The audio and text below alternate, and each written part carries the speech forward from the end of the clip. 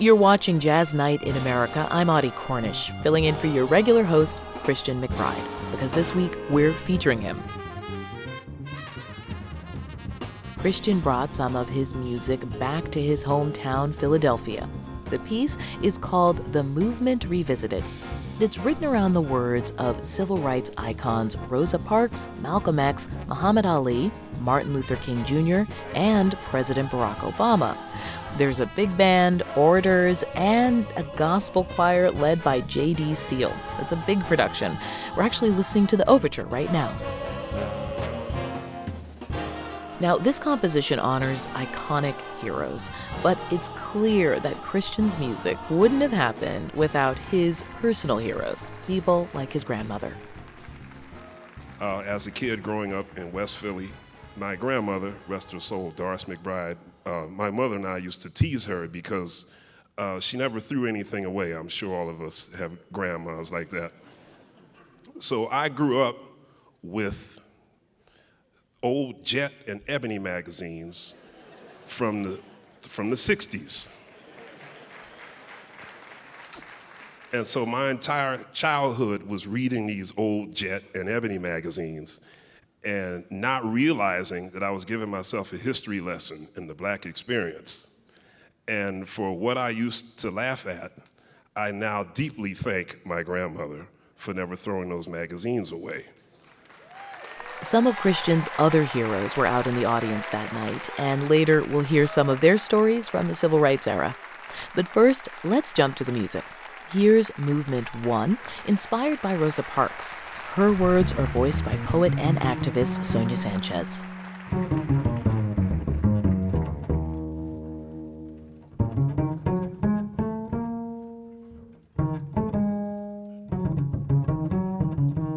He pointed at me and said, "That one won't stand up."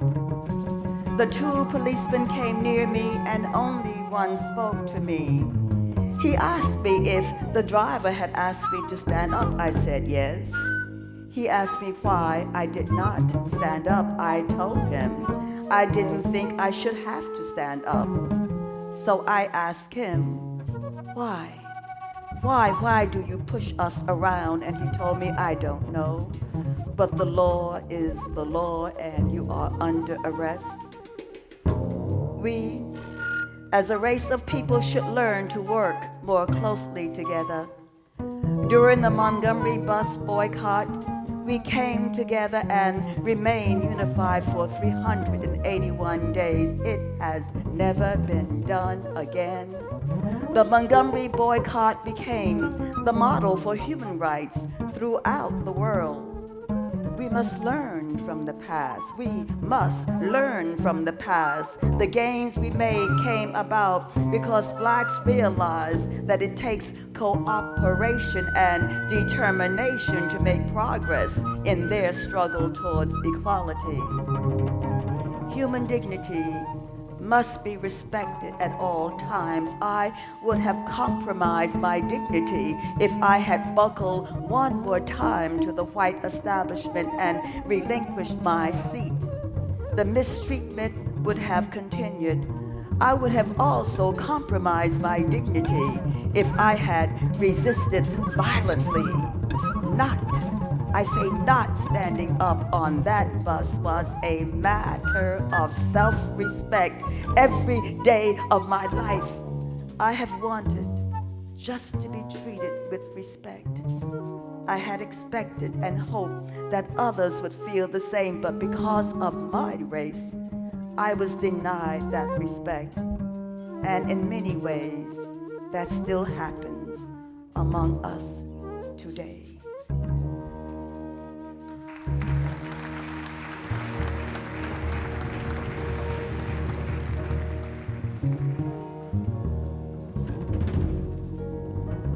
You know, you gotta move on. Get off that bus, woman.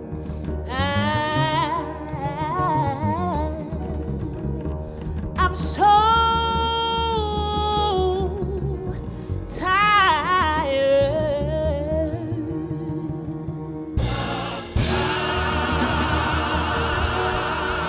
You know, you gotta move on. move on.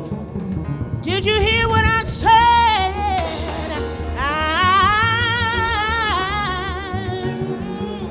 I'm so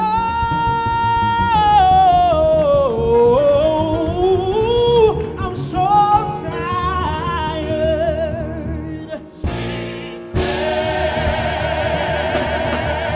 You know you gotta move on. I can't move nowhere. Get on up, woman. I'm gonna stay right here. Get on up, woman. My feet are tired. Get on up, woman. I'm gonna stay right here.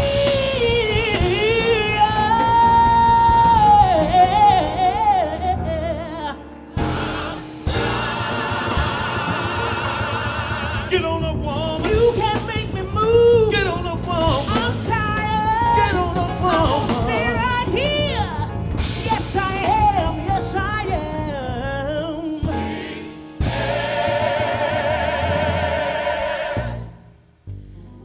I'm so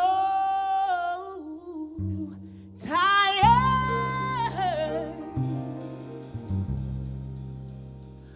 of being treated this way. So I'm gonna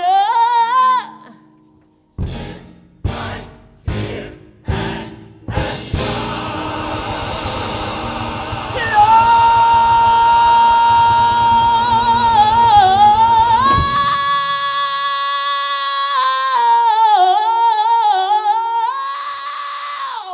Make me strong.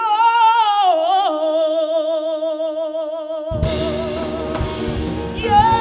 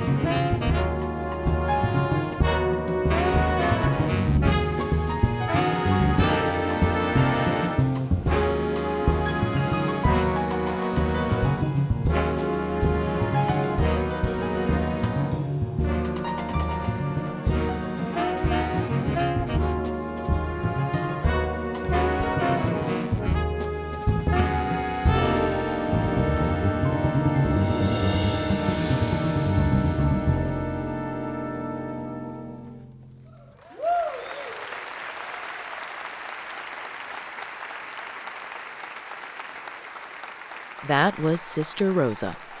While Christian was in Philly for the concert, he sat down with one of his mentors to chat about memories from the civil rights movement. Lovett Hines is the owner of the Clef Club and a fixture of the Philly jazz community.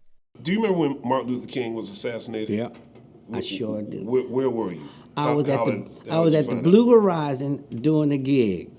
Really? Yeah, and we was getting ready to get started, and that's when the word came in that Martin Luther King had been assassinated, and we didn't know what to do. Yeah. We didn't know to play or not to play. So the band was saying, look, man, I don't feel like playing. We got to go out and protest like everybody else, because we were just so angry. We're young, so that militant part. So what happened, I think the atmosphere fed itself because the gig first got canceled. Okay. And they gave us the option. They said, well, we'll do it again, right? Don't worry, we'll pay us. So we did about 4 or 5 songs. We did the first set.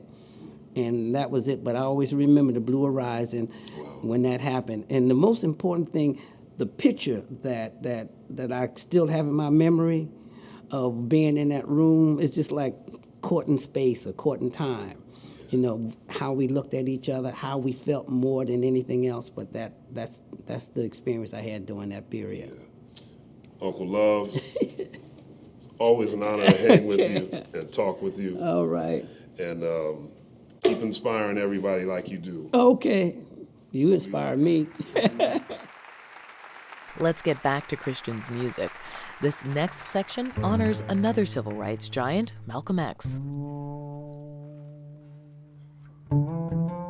During the civil rights movement, another young man came forth to help black people fight the unjust treatment they were receiving. His name was Malcolm X. He was just 27 years old. When I look back, this strong-willed man reminded me somewhat of my grandfather. He was full of conviction and love and pride in his race. The last time I saw him, he was speaking in Detroit and he signed a program for me. I admired the way he had changed his position from one of distrust towards whites to one of tolerance and building self-respect among blacks.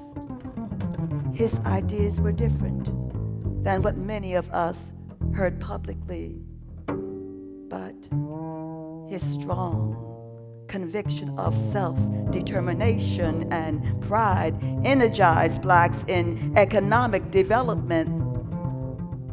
The way he stood up, the way he stood up and voiced himself showed that he was a man. He was a man to be respected. We declare our race on this earth to be a man, to be a human being, to be respected as human beings, to be given the rights of human beings in this society, on this earth, in this day, which we intend to bring into existence by any means necessary. I am not a racist.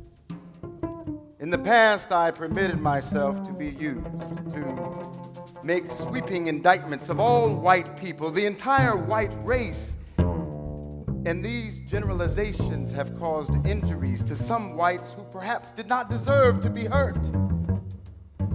Because of the spiritual enlightenment which I was blessed to receive as a result of my pilgrimage to the holy city of Mecca, I no longer subscribe to sweeping indictments of any one race. I am now striving to live the life of a true Muslim. I must repeat that I am not a racist, nor do I subscribe to the tenets of racism. I can state in all sincerity that I wish nothing but freedom, justice and equality, life, liberty, and the pursuit of happiness for all people. For the freedom of my 22 million black brothers and sisters here in America, I do believe that I have fought the best that I know how, and the best that I could with the shortcomings that I have had. I know that societies often have killed people who have helped to change those societies. And if I can die having brought any light, having exposed any meaningful truth that will help destroy the racist cancer that is malignant in the body of America, then all of the credit is due to Allah. Only the mistakes have been mine. Our problem is not an American problem, it's a human problem. It's not a matter of civil rights, it's a matter of human rights.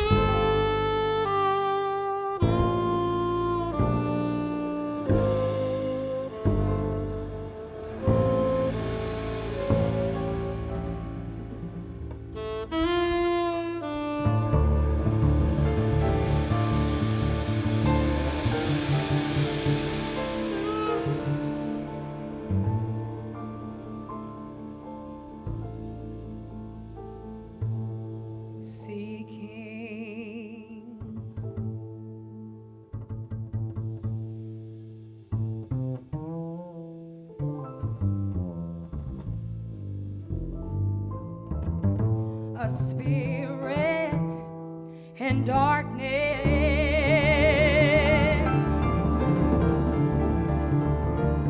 a lonely child so filled with pain.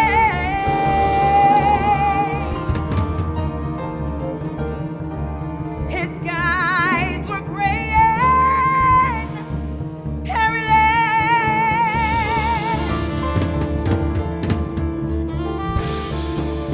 All seem hopeless, nothing to gain.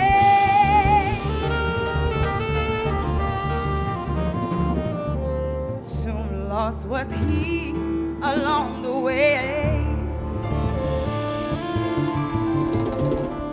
traveling those roads endlessly.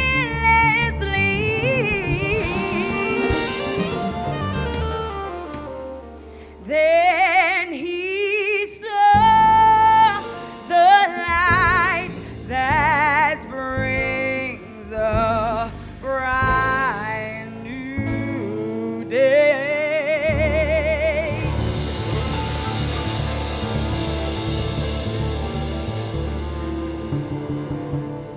The Spirit turned the world around.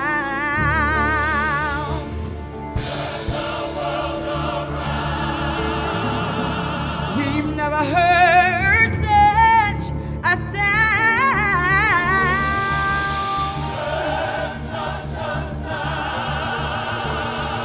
Such strength and power in the air.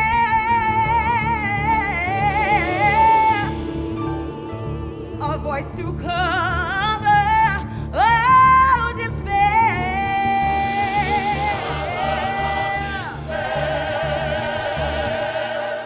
With the spirits flying high,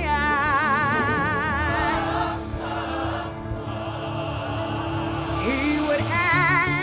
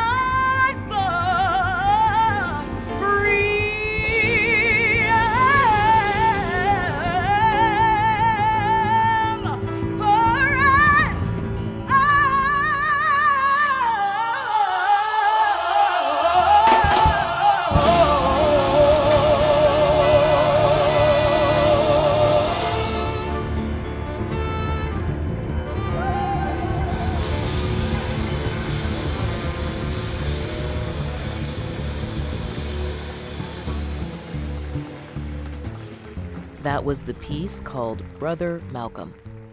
The day after the concert, Christian also sat down with his mother, Renee, for a wide-ranging conversation.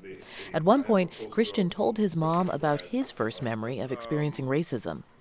My first memory was in middle school. Yeah, that school was part of the desegregation program because that's one of the reasons why I sent you out there. Because I figured by the time you got grown, at least you would know how to deal with people by their character and not by their race. And I remember vividly there was a clarinet player in our orchestra. She used to noodle around with a little bit of jazz, so we were both discovering jazz at the same time. So we were hanging around after school one day and we were jamming, and I said, we should get together and jam sometime. You know, you can come to my house or I can come to your house and jam. She said, well, no, you can't come to my house. So I said, well, no. I thought she thought I might have been trying to be fresh or something. And I said, no, I mean to come over and play. She said, no, I know what you mean, but they don't like your kind in my neighborhood. I went, whoa, really?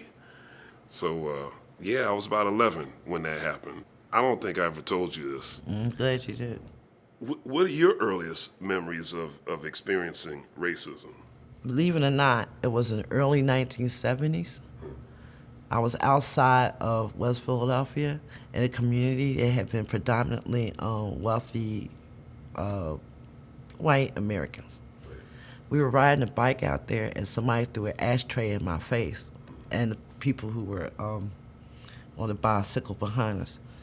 And they called us names. We were so afraid. We were so afraid because we were technically just riding bikes through the community, just trying to, get some exercise going on. And so that was the first time that I had ever been called the N-word in my own community. And then we knew it was a time when what Alyn was talking about, when you had this, what they call white flight, when blacks were given homes or sold homes because of the VA loans and so forth and so on. They moved into communities along with Section 8 homes. And then most of the whites, when we had a diversified community, left. Many times when I've done interviews about the piece, people always question, why would I put Muhammad Ali in with Rosa Parks, Malcolm X, and King? Now, I personally never saw that, like, somehow Ali sticks out. Well, they should have read their history. That's what I say. One thing I can think about Muhammad Ali, he was the first person who was able to vocalize his protest against the Vietnam War. And Ali used to come in the neighborhood. I would see him in the neighborhood. That's right, because he lived in Cherry Hill. Yeah, so he was always on 52nd Street, one of the things that we talked about. Right. And I always think Ali, too, because he goes to the Olympics in Rome in 1960 and wins a gold medal on behalf of America, and then comes home and they tell him, well, we don't serve colored people in this diner. Well, that's actually how it was. He's like, I just won a gold medal for this country, and I can't eat here. I grew up here. So Ali brought that to our attention. And Christian's third movement is dedicated to Muhammad Ali. Here's Rumble in the Jungle. The power structure had successfully created the image of the American Negro as a man with no confidence or no militancy. They've done this by giving him images of heroes that weren't truly militant or confident. And now, here comes Brother Cassius, the exact contrast of everything that was representative of the Negro image. He said that he was the greatest. The odds were against him, and he upset all the odds makers. He won. He became the champ. The system knew that if black people started to identify with Cassius and the type of image he was creating, that there would be trouble out of these Negroes. You'd have Negroes walking the streets yelling, I am the greatest.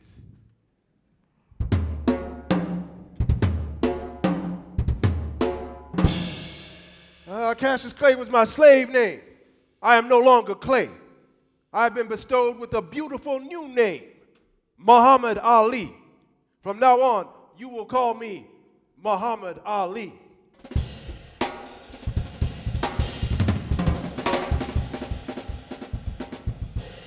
We've been brainwashed. Everything good is supposed to be white. All the good cowboys ride the white horses and wear the white hats. Angel food cake is white cake, but the devil's food cake is chocolate. Even Tarzan, the king of the jungle in black Africa, he's white.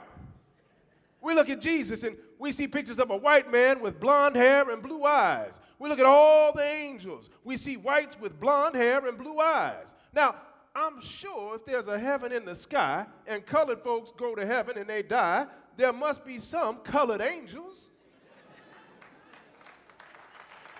Well, where are they? Well, they must be in the kitchen preparing the milk and honey.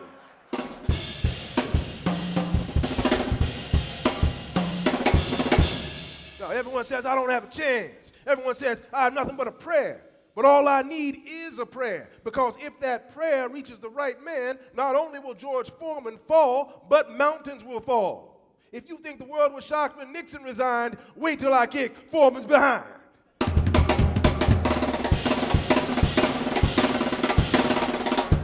I used to talk trash before my fights. I am the greatest. I am pretty. Sounded cocky, you know. But I used to hear rednecks in the stands yelling out, knock the nigga out. Hit that nigga. Now, as black people, we've always been humble and didn't boast. So when I'd holler, I am the greatest, I was saying things that they wanted to say but were afraid to say. They wanted to say what I said. They wanted to talk back to the white master. They wanted to reject Vietnam. They wanted to be cocky. They wanted to be fearless. So they loved me because they saw that in me. This is what made me so popular.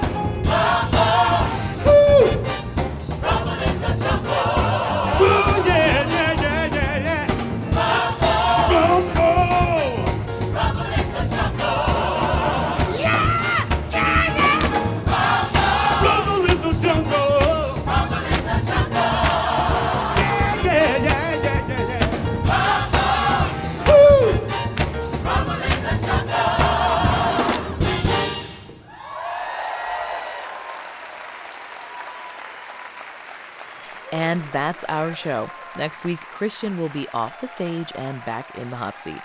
In the meantime, you can hear more music from this concert on our radio show. Check your local listings or visit npr.org/jazznight. I'm Audie Cornish, filling in for Christian McBride. You know what? This is a pretty good gig. I could actually get used to these hours. You guys want any more subs? Does it matter that I can't hold a tune?